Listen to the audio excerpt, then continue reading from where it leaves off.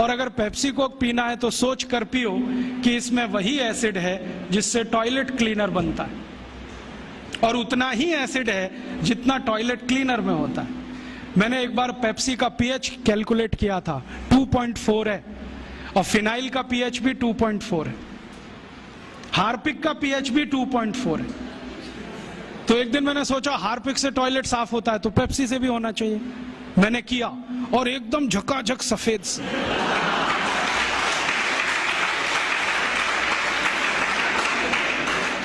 उस दिन से मैंने बोलना शुरू किया ठंडा मतलब टॉयलेट क्लीनर।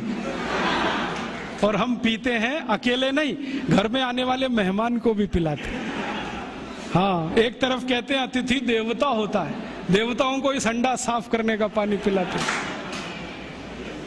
ये पीने की चीज नहीं है।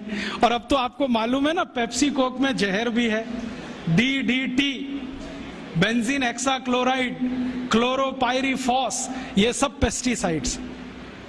और जो वैज्ञानिक इस पर रिसर्च करते हैं ना, वो कहते हैं कि 7 साल पेप्सी पियो तो अंतड़ियों में कैंसर हो जाएगा, 5 साल पियो तो नपुंसकता आ जाएगी। वैज्ञानिक तो बोलते हैं कि 1 इंजेक्शन पेप्सी ब्लड में लगाओ तो हृदय घात की संभावना पैदा हो जाए। कई वैज्ञानिकों ने यह सिद्ध किया है कि गर्भवती मां अगर कोका कोला पी ले तो गर्भ में बच्चा विकलांग पैदा होगा। आंख में पेप्सी कोक डाल दिया तो आंखों की रोशनी चली जाए, दांत डाल दिया तो दांत गायब हो जाता है। अभी ये कोई पीने की चीज? मत पियो।